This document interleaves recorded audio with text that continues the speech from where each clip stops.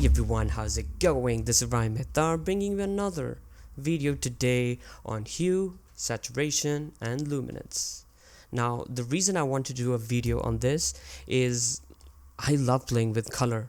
I love color palettes, I love color schemes. If you follow my work on Instagram, I think you can add so much more emotion using the right colors. And I thought what would be cool to do is a video tutorial on HSL sliders in Lightroom. So if you're here for the first time, welcome. I hope you guys learned something today. And without wasting any more of your time, let's just jump right into it. So once you go to Lightroom and you go to your develop tab, the first thing you would want to do is fix your exposure before you get into HSL. These are my exposure settings. I'm not going to go into detail. If you want to learn how I did this, you can watch my tutorial on Lightroom Basics. But once you've done that, you can scroll down to your HSL tab, and over here you'll find all of your 8 hues. By hue, I mean colors is just a scientific way of saying it, and they more or less mean the same. So how hue sliders work in Lightroom is that you can only change them to a hue before or a hue after. You can reference that over here. So if I take this yellow, I can only turn it into an orange or a green, just like here. And that's because you would get artifacts if I were to, let's say, change her pink scarf into a blue one, and that's what you do in Photoshop. The next tab we have over here is saturation. The best way to understand saturation is think of adding red food coloring in a glass of water, and the moment you'll add the first drop, it'll start appearing light pink, and the more drops you add, the more vibrant and saturated it'll get. So if I reduce the yellow hue, you would see I'll start losing color, and the more I add it, the more vibrant it gets. Next we have is luminance, and this basically controls the brightness or darkness of your colors or hues. The best way to understand luminance is think of raspberry red and blood red. While both these reds are very strong in nature, raspberry red is a lot lighter compared to the dark blood red. So if I were to take my blue hue and if I bring it down, you can see the sky starts getting darker. So saturation and luminance have a very interesting relationship, and you guys need to understand that to use it very efficiently. So now let's say I want the sky to pop out more, and what one would do is they would go and bump up the saturation. However, you get this weird over coloring which just makes it look like super fake, and it just doesn't please to the eye. So one of the ways that you can do it is, instead of bumping up the color, what if you just darken the color? So if I go and I take my blue and I just bring it down, and I go to my saturation and I actually bring it down, you see, now I see a lot more detail in the sky I did before. This is before and this is after. So that was me quickly explaining what HSL is and how these sliders work. Now let's go ahead and edit this photo.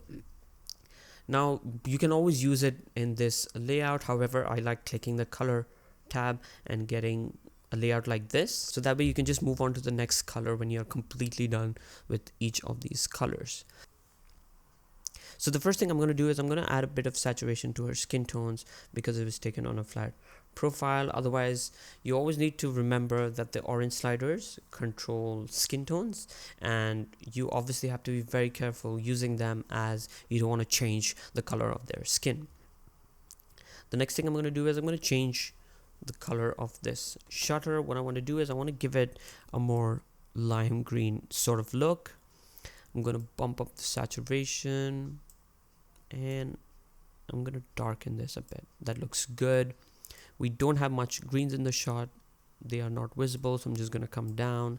Aqua controls your water, and it will probably control her top as well.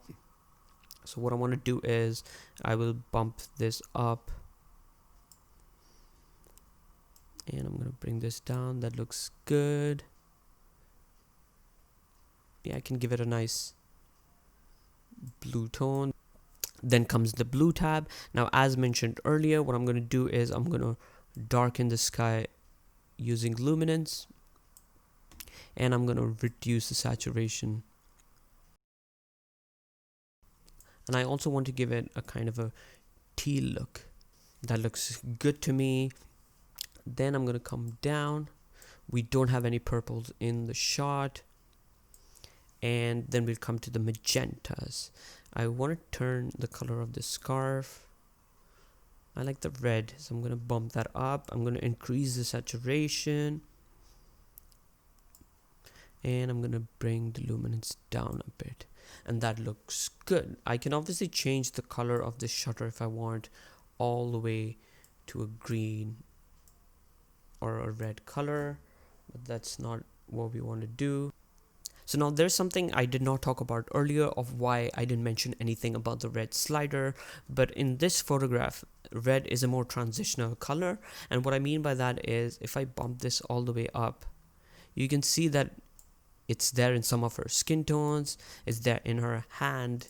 And this is the problem with using sliders to control colors. They never give you that solid color change. For example, if I were to take a solid color image, and if I just do a before after and I go to the red panel, if I go all the way here, you see it changes to orange and this changes to pink. However, these are solid colors, so they're all of the same exact same hue, so they'll give you a very nice change. However, real life colors are transitional colors, so they never give you a really nice change because they have a mixture of different hues. So this is your before and this is your after, and that's about it. That was a quick and short tutorial on using HSL sliders in Lightroom. If you like this video, please let me know in the comment section below. Drop me a like, subscribe to this channel, and I shall see you guys next time. Take care.